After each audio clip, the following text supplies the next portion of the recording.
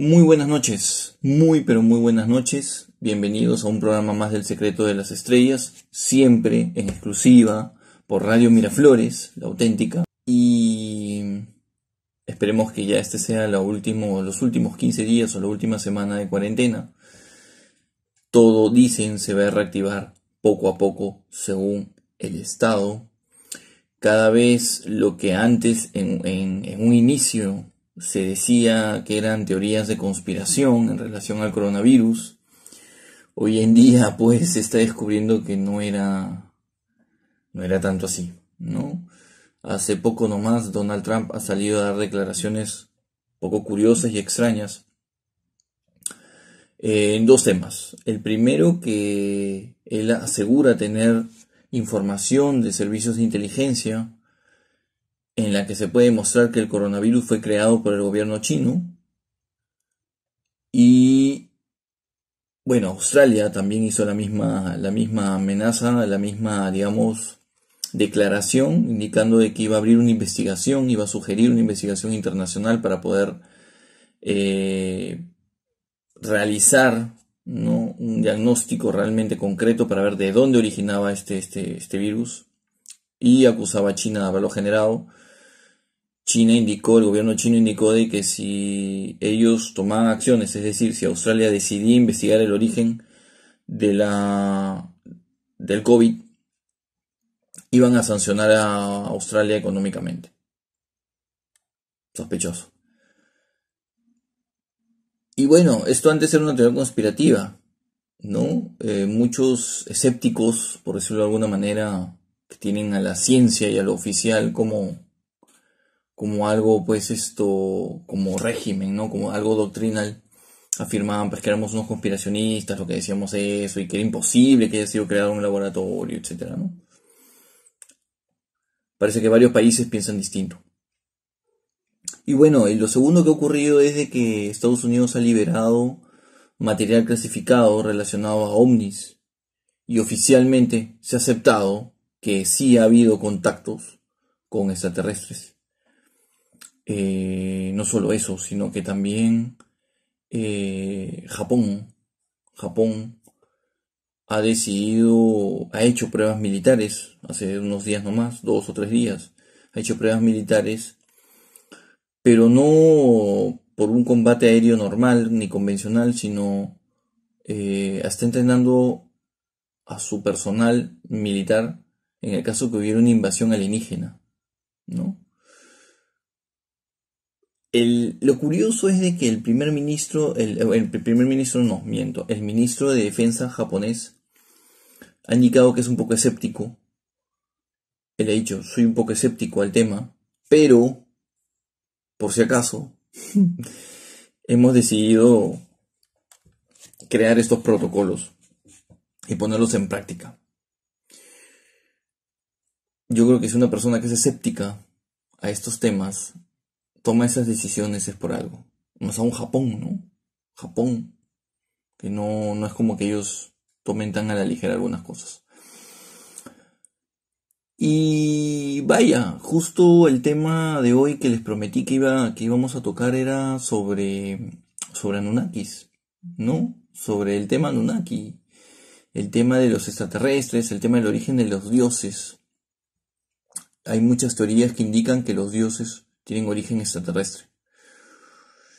Y bien, les voy a explicar más o menos, como les prometí, más o menos lo mejor resumido posible, porque en realidad es un tema muy denso, muy amplio. Demoraríamos días y horas. Hay un documental en YouTube que dura 3 horas de un youtuber que hace una explicación total sobre los Anunnakis. 3 horas. Entonces, estoy tratando de resumirlo.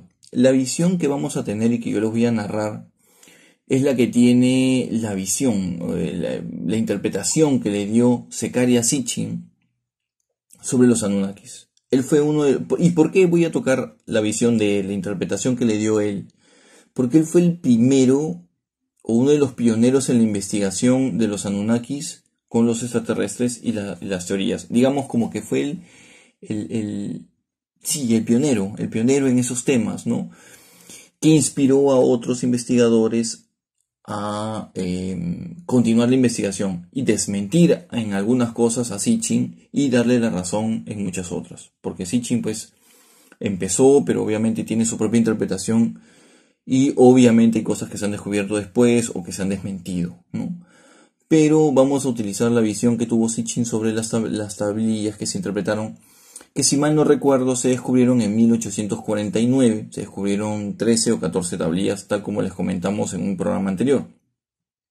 Bien, como les decía, Sitchin ha sido uno de los pioneros en este tema, entonces yo prefiero primero tocarlo su visión, ¿sí? Y les voy a explicar más o menos de qué trata y por qué la gente habla tanto de los Anunnakis, qué son los Anunnakis y lo más importante, por qué son tan famosos ahora, por ejemplo, con este programa de History Channel de alienígenas ancestrales, ¿no? La mayoría de temas son relacionados a los Anunnaki. Bien, las primeras dos tablillas nos dicen quiénes eran estos seres y cuál es su origen, ¿sí? La tercera habla de los 6 días de creación, porque los Anunnaki crearon digamos como que el asentamiento o el planeta Tierra, de alguna manera, todo lo que había, en 6 días. Y cómo es que ellos entran a la Tierra y deciden explotar varias cosas, ¿no? De crear un complejo minero, según Sitchin, obviamente, ¿no? Algunas cosas sí son directamente de las tablillas y otras son meras interpretaciones que hace el autor de lo traducido de las tablillas. Pero esas tablillas existen, es decir, se encontraron tablillas en 1849 que se han interpretado, se han traducido y se han interpretado. Sitchin sería uno de ellos, ¿no? Bien. Hace más o menos, a ver, acá lo tengo, 445.000 años, ¿sí? Hace 445.000 años, llegaron los dioses creadores, según los sumerios, ¿no? Según los sumerios llegaron los dioses creadores, llegaron del cielo, ¿sí? Y lo único que había en la tierra eran animales salvajes, no domesticados, y los antepasados del hombre, o sea, los monos primitivos, lo más primitivo del ser humano, ¿no? Animales primitivos, animales y no domesticados y seres primitivos, ¿sí? A estos seres cuando llegan se les llamó luego Anunnakis, que el significado es los que vienen del cielo a la tierra, ¿sí? Anunnaki significa esto, los que vienen del cielo a la tierra. Eran como una especie de ángeles, incluso a veces se les grafica con alas. De ahí se dice que parte la influencia de la nueva visión, de la actual visión que tenemos nosotros de los ángeles, ¿sí? Bien. Bien. ¿Qué ocurre con estos seres Anunnakis? Con estos Anunnakis, no con estos seres Anunnakis, sino con estos seres extraterrestres. Ellos vivían en un planeta llamado Nibiru, ¿sí? Supuestamente, en un planeta llamado Nibiru que estaba distante, pero cada cierto tiempo entraba en la órbita de nuestro planeta, ¿sí? O sea, entraba dentro de nuestro sistema solar cada cierta cantidad de años. Más o menos, según dice por aquí, se cruzaba con nuestro sistema solar cada 3.600 años, ¿sí? Cada 3.600 años Nibiru cruzaba el sistema solar, el actual, el que tenemos ahorita, en el que está nuestro planeta, ¿no? Nibiru era mucho más grande que el planeta Tierra, definitivamente. Era enorme, era mucho más grande. Pero la atmósfera de Nibiru se empezó a contaminar, ¿sí? La atmósfera de Nibiru se empezó a contaminar y empezaron a haber problemas con el planeta Nibiru. Entonces los Anunnakis, y ojo, esta es una interpretación meramente de Sitchin, ¿correcto? No está tipificado exactamente en las tablillas, sino es una interpretación que le dio a la traducción de las tablillas. Él indica que el planeta, para restaurar su atmósfera, se dieron cuenta que necesitaban partículas de oro, ¿sí? Bien, como les decía, esta es una interpretación que hace Sitchin, el autor, sobre el oro. Pero las partículas de oro sí tiene sentido que se utilice para temas, digamos, extraterrestres, porque la NASA lo usa bastante. La NASA utiliza láminas de oro para sus satélites, para sus estaciones espaciales, entre otros. Hoy hay pruebas que indican que las nanopartículas del oro pueden restaurar la capa de ozono, ¿sí? Entonces no es tan descabellado. Pero ojo, es una interpretación de Sitchin. En las tablillas específicamente no indica ello, ¿sí? Bien, los Anunnaki crearon una estación minera que tenía el nombre Eridu. Esto quedaba en el Golfo Pérsico. Y el líder de esta minera, por decirlo así, de esta excavación minera, era Enki, ¿sí? Era el hijo del dios supremo, por decirlo, el representante supremo que estaba en Nibiru, ¿no? Que había sido encargado de eso, de la explotación, ¿sí? Muy bien. Y se los voy a describir tal cual dice el texto, ¿sí? Para que los mismos, digamos, sumerios lo describen así. Dice, esto es descrito así, tal cual. Después que la realeza descendió del cielo, se establecieron en Eridu y no vinieron solos, ¿sí? Trajeron otra raza a los que llamaron los Igi, a los que tenían como esclavos, y estos eran considerados inferiores a los Anunnakis. Muy bien. Los Igi eran seres que habían traído de otros lugares, ¿no? De otros planetas. Y estos seres eran prácticamente esclavos. Los tenían, pero solamente para que sacaran el tema del oro, supuestamente, de las mineras, ¿no? Que tenían ahí liderado por Enki. ¿Sí? Pero eran inferiores, obviamente, a los Anunnaki. En las tablillas de Babilonia del siglo XVIII a.C. se indica lo siguiente, y también les voy a narrar tal cual lo que ocurrió. Cuando los dioses, como los hombres, soportaban el trabajo, la carga de los dioses era grande, el trabajo penoso y el problema excesivo. ¿Qué ocurre? El trabajo que les obligaban a hacer los Anunnakis a los Igi era excesivo, era una esclavitud brutal, era terrible. Entonces, ¿qué ocurre? Los Igigi se rebelan, ¿sí? Se rebelan y deciden pelearse con los Anunnaki a toda costa. Pero existe un problema. Los Igigi son exterminados por los Anunnaki. Los Anunnaki los exterminan totalmente. Pero totalmente, o sea, los exterminan mal. ¿Y qué es lo que deciden hacer los Anunnakis? Deciden crear una raza nueva que sea más, digamos, como que más tranquila, más sumisa, y que puedan hacer los trabajos que los Anunnaki requerían de extracción de oro, ¿no? Y que sea más dócil, más fácil de manejar, para así poder evitar rebeliones, pues, ¿no? ¿Qué ocurre? Enki fue el encargado de crear esta nueva raza de seres, ¿no? Por encargo de su padre. O sea, el padre de Enki le dice, mira, ¿sabes qué? Después de la rebelión que hemos tenido, necesitamos crear una raza más tranquila, más dócil. Entonces, haz pruebas. Entonces, Enki empieza a crear, empieza a mezclar especies distintas, ¿no? Animales con Anunnakis, Anunnakis con humanos, con animales, etc. Y empiezan a salir seres de varios tipos, ¿no? Empiezan a salir seres, y eso está también narrado tanto los sumerios como en la Mesopotamia. Está narrado, ¿no? Que fueron creados varios animales y varias cosas raras ahí de parte de Enki y sus experimentos. Finalmente, luego de muchos intentos, Enki logra crear una mezcla entre el Homo erectus, que era el habitante de las cavernas de la Tierra, y los mismos Anunnakis. Estos serían, como resultado, darían el Homo sapiens, obviamente.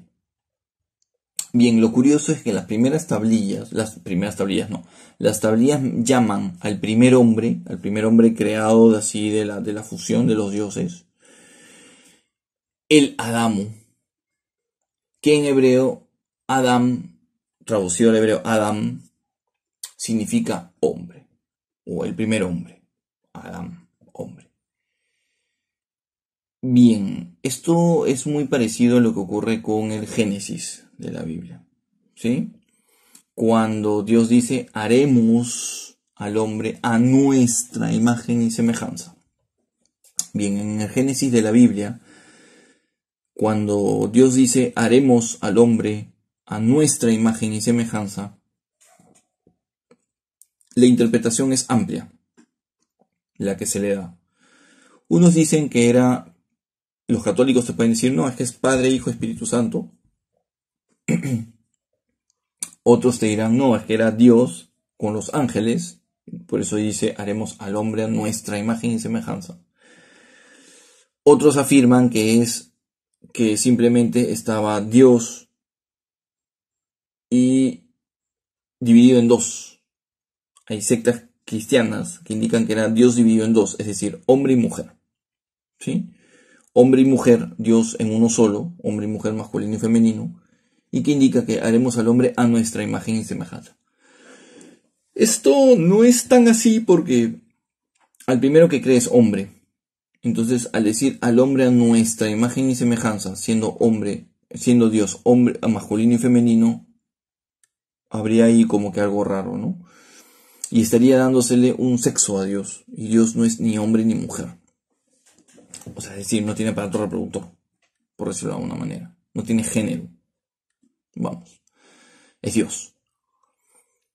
Pero lo que puede ser es de que esté relacionado con los Anunnaki. Pues no, obviamente vamos a hacer al hombre a nuestra imagen y semejanza. Es decir, los Anunnaki deciden modificar al hombre para sus necesidades, pero a imagen de ellos mismos. Los Anunnakis pusieron a trabajar al hombre, definitivamente, a cambio de conocimiento. Es decir, mientras lo hacía trabajar, lo iba civilizando al hombre. Poco a poco lo iba civilizando. Le daba conocimiento. En las tablillas se indican que los esclavos eran estériles y luego fueron rediseñados para reproducirse. Bien, acá hay un tema. Se indica en la mitología sumeria que los Anunnakis pusieron a trabajar a los hombres en las minas de Mesopotamia. La palabra abot o adorar, correcto, la palabra abot o adorar significa literalmente trabajar para, y las tablillas indican que lo que hacían era adorar a los dioses. El abot a los dioses, ¿correcto? Y la palabra adorar significa trabajar para. Es decir, si nos vamos al origen total de la palabra, lo que indican las tablillas es de que los hombres trabajaban para los dioses. De ahí viene la palabra adorar. Adorar es trabajar para los dioses, ¿correcto? Venerarlo es otra cosa. Adorar es otra cosa. O sea, venerar y adorar son dos cosas distintas. Ellos están adorando a los dioses, es decir, trabajar para ellos. Literalmente. Entonces, de ahí, bueno, se dice que ellos trabajaban en las minas a cambio de conocimiento para los dioses. Pero ¿qué ocurre? La población de humanos fue aumentando porque obviamente ya podían reproducirse. ¿Y por qué podían reproducirse? O sea, ¿por qué los Anunnakis decidieron que ellos ya debían de reproducirse? Porque necesitaban cada vez más oro. Los Anunnakis necesitan cada vez más mano de obra. Y ya se iban formando ciudades cada vez más grandes. ¿Qué ocurre? Se empiezan a formar ciudades tan grandes y se empieza a sobrepoblar tanto la ciudad, sobre todo las mineras, que los Anunnakis deciden empezar a botar esclavos, o sea, es decir, sacarlos de la ciudad y mandarlos pues a lugares lejanos de la tierra. De ahí se dice que viene el mito, o la leyenda, o la historia, o la parte de la Biblia, que indica el Génesis, la expulsión de Adán y Eva, de Adamo y Eva, ¿no? Al momento de que ellos ya, bueno, pues ya tenían el conocimiento, ¿no? Pues tuvieron que irse del paraíso, de lo que podría llamarse paraíso, ¿no?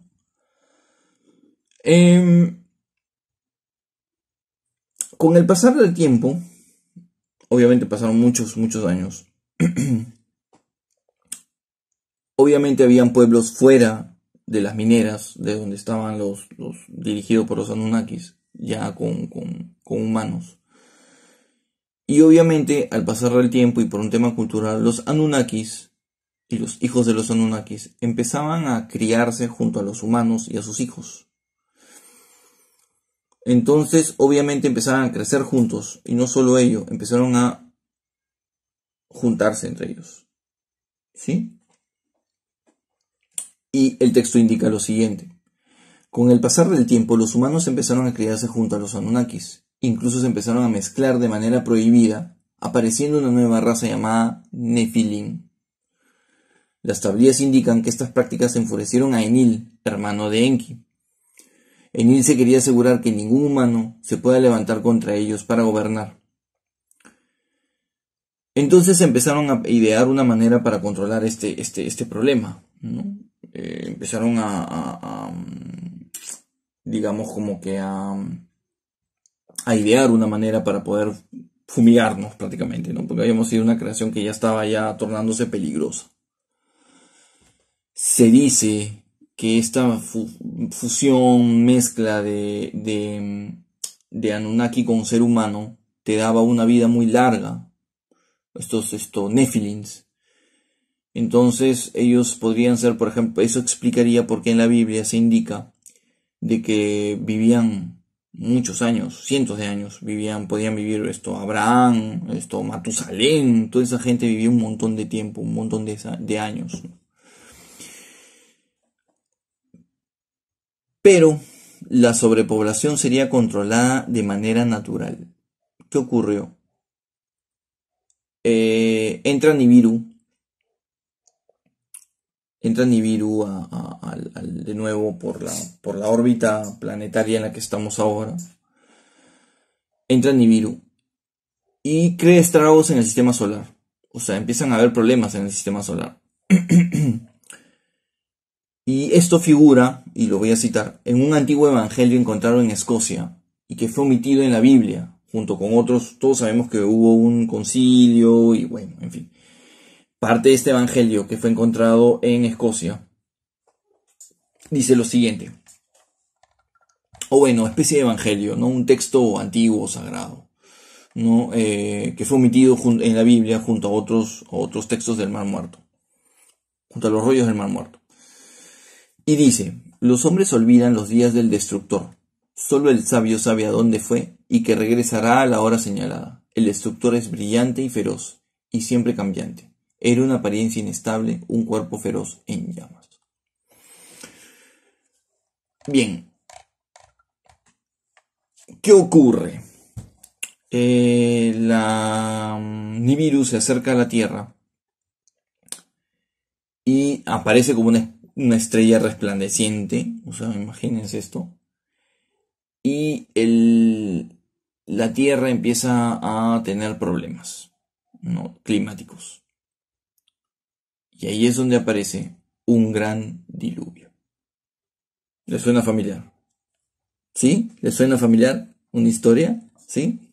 Bien. Empieza un diluvio. ¿Sí? Pero ¿qué ocurría? ¿Qué había pasado? El campo magnético de la Tierra se había debilitado por este planeta que estaba muy cerca.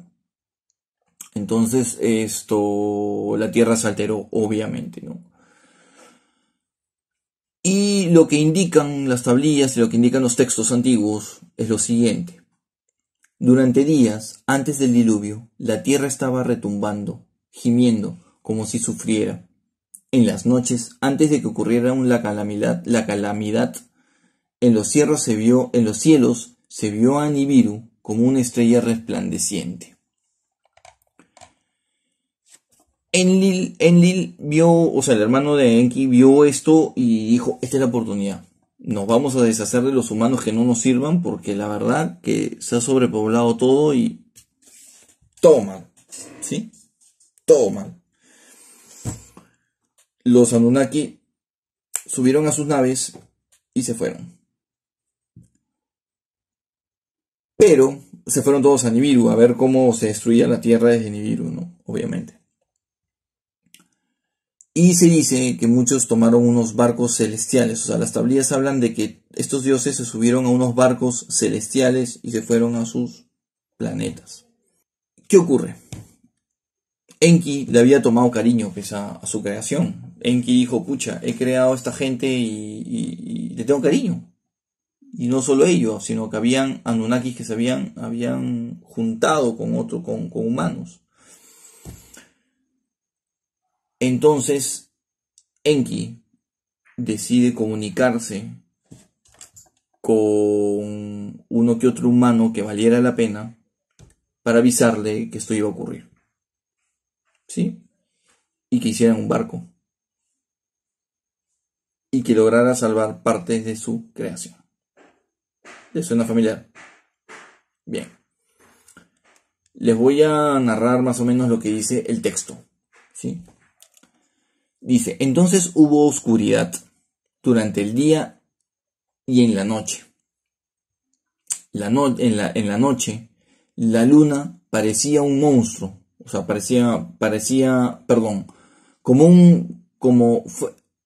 en la noche la luna, como por un monstruo, fue tragada. O sea, parecía que era tan oscuro, tanto de día como de noche, que hubiera parecido, que dio la sensación de que un monstruo se hubiera comido la luna. A raíz de esto, desde que pasó esto, la Tierra comenzó a temblar por una fuerza desconocida. ¿Sí? Es decir, la Tierra empezó a temblar, empezaron a haber terremotos, maremotos y todo eso. Ahora, muchísimas culturas hablan, comentan, se encuentra en su mitología, que hubo un gran diluvio. Hasta los incas. Hay una gráfica que le hicieron a unos españoles, unos incas, sobre el mito de una llama parlante. Ojo, ¿no? Que tenía alas incluso, si mal no recuerdo. Pero una llama, creo que 7 piernas. O 7 patas. Que hablan de un diluvio. O sea, los incas también hablaron de un diluvio y que había una llama parlante que les advierte que se suban a un monte. Entonces, no es el hinduismo habla de un gran diluvio. Los nativos americanos, los indios, por decirlo de alguna manera, hablan de un gran diluvio. Los incas hablan de un gran diluvio. Un montón, N culturas, hablan de un gran diluvio. Entonces, hay evidencia de que en algún momento el mar subió y luego descendió. Entonces, tan descabellado no es. A ver, les comento, les voy a leer literalmente lo que dice el texto. Dice, en el resplandor del amanecer, una nube negra surgió del horizonte, la luz de la mañana se convirtió en oscuridad, luego el sonido de un trueno retumbó y un rayo iluminó el cielo. En ese día inolvidable, comenzó el diluvio con un rugido. ¿Sí? Bien. Lo primero que se inunda es la ciudad de Edén, de donde habían sido expulsados estos primeros hombres. ¿Sí? Que eran los primeros asentamientos Anunnakis. Edén se llamaba. ¿Sí? Actualmente se dice que esta ciudad se podría encontrar al fondo del Golfo Pérsico, del mar del Golfo Pérsico, al fondo, ahí se hundió supuestamente. Es como la Atlántida, algo parecido, ¿no? La Atlántida, por ejemplo, habla también de un gran maremoto. De seres que venían de otro planeta, que quisieron darle vuelta querían detener la rotación del planeta y se hundieron, etc. Qué casualidad, ¿no? Que tantas culturas y de tantos mitos sobre lo mismo, básicamente. Entonces, lo primero que se inunda es esto. Y al ver esto, pues, como ya les comentaba, Enki le avisó a Noé, por ejemplo, para que esto le construya un barco y se salve, ¿no? En este caso el nombre no es Noé, sino es Sisudra, si mal no recuerdo. No es Noé, es Sisudra, lo llaman Sisudra. Que después en otras culturas, con el tiempo, pasa a Noé. Recordemos que Abraham parte de la zona de Mesopotamia. Entonces, de hecho que él tenía toda esa, o sea, todo el Génesis, todo lo que sería la Torá actual y el Antiguo Testamento en la iglesia, los orígenes de las regiones abrámicas tienen el origen, digamos, como que de la Mesopotamia, de Egipto, de todas estas zonas. Entonces es notoria la influencia, pues, ¿no? Es notoria. Se dice, pero ya esto ya es mediante estudios de ciencias de la religión, se dice que en realidad el Génesis o el Antiguo Testamento parte de una línea, de la misma línea de historia o de mitología, por decirlo de alguna manera, es decir, parte de una sola historia, solo que al pasar los años, los siglos, los milenios, los centenios y todos los años, todo el tiempo que pasó, ha ido mutando. Entonces, de acuerdo, como se han ido dividiendo, como las personas pues llevan el mito a una ciudad, luego a otro pueblo, luego a otra ciudad, entonces se ha ido mutando. Incluso se dice que Odín, por ejemplo, el que conocemos como dios Odín de los nórdicos, él apareció allá por otras zonas y era uno de los hijos de Noé. ¿Correcto? Ellos también hablan de una serpiente, hablan también de un árbol, hablan también de un planeta, los Edas son muy parecidos. Entonces muchas culturas parten, se dice, de lo mismo. Eso ya se conversará en otro tema, en otro programa. Bueno, hubo un diluvio muy grande, obviamente se cayeron todas las civilizaciones del mundo, etc. Después del diluvio, los escritos indican que los Anunnakis decidieron volver a la Tierra, pero estar más, que los líderes sean humanos, ¿no?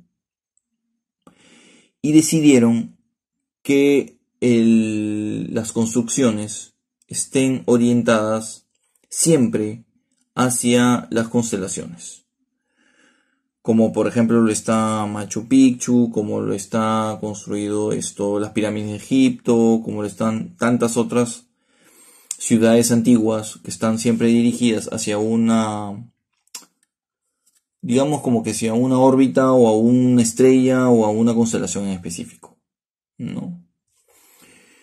Después del diluvio, los escritos indican que luego de reconstruir las edificaciones que les comentaba, aparece Egipto, aparece todo esto. Ojo, las pirámides de Egipto, y ese es otro tema que hay que aclarar, no tienen todavía una fecha específica de construcción. Es decir, los historiadores, antropólogos, los arqueólogos y todas las personas que investigan el tema no se ponen de acuerdo en la fecha en la que fue construido o en la que aparece las pirámides de Egipto. Se dice que son mucho más antiguas de lo que realmente parecen o se dicen o se afirman.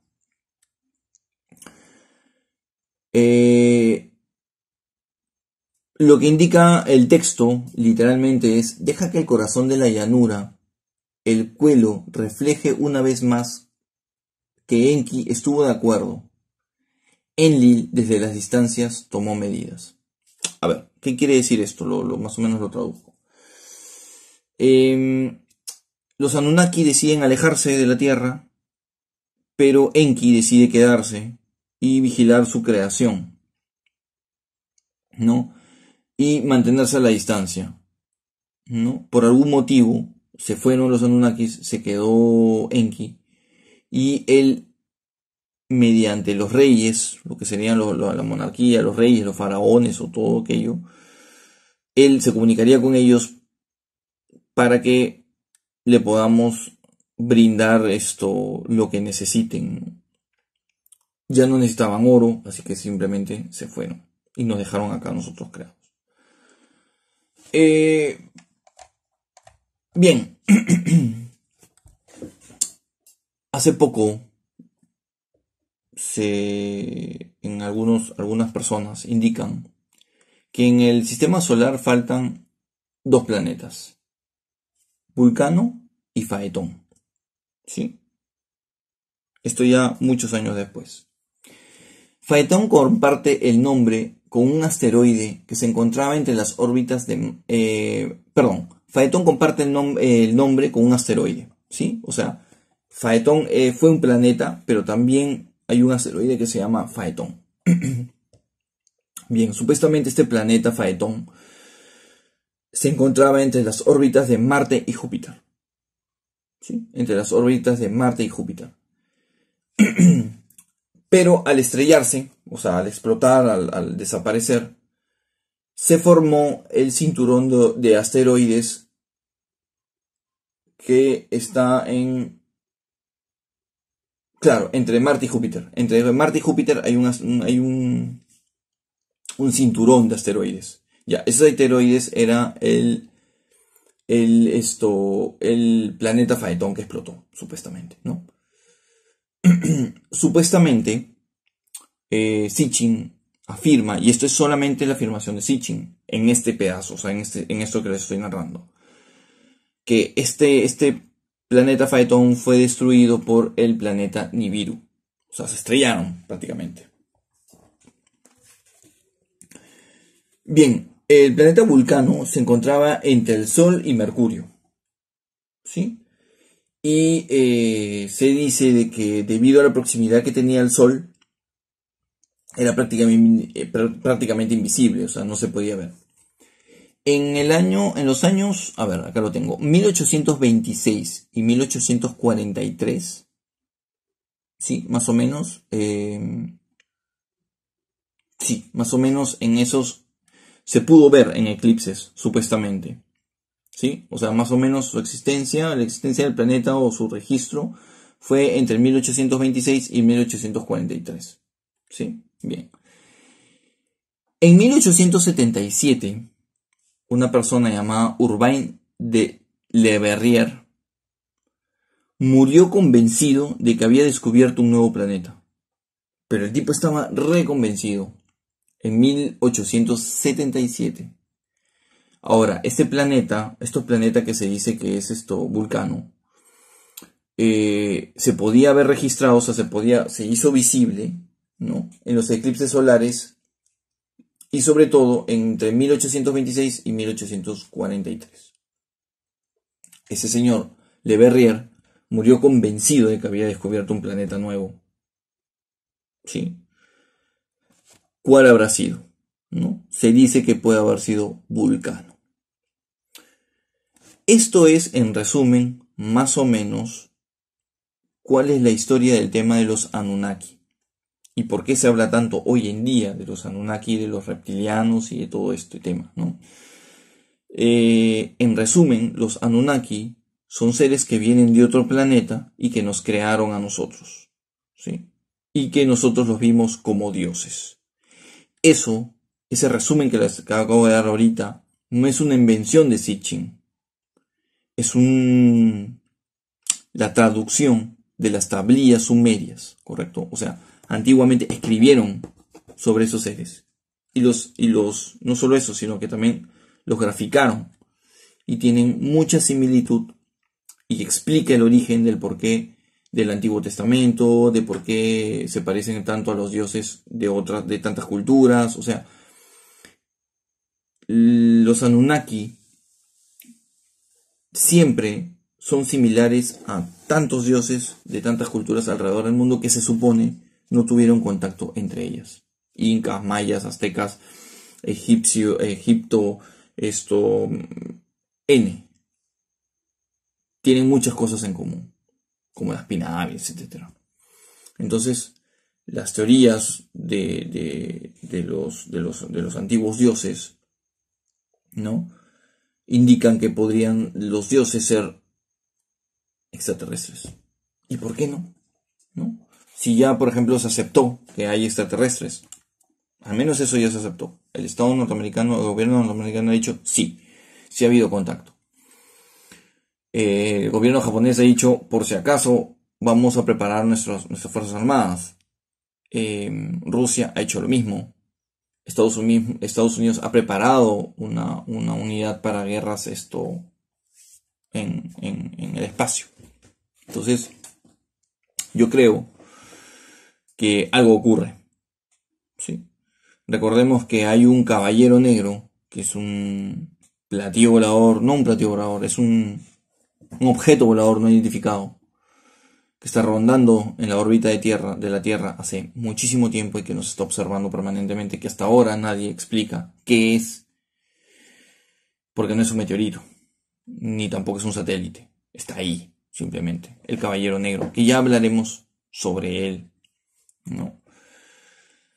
Bueno, espero que este programa, esta explicación les haya gustado. Como pueden descubrir, pues ahora, o bueno, les da una idea de dónde se origina el Antiguo Testamento, ¿no? Bueno, espero que les haya gustado este programa, espero que les haya dejado bien en claro más o menos cómo es que, más o menos la historia de los Anunnaki, porque son tan importantes para las personas que son estudiosas del tema extraterrestre, porque es muy importante, ¿no? Y porque es importante saber de ellos, en realidad, porque eso explicaría muchísimas otras cosas.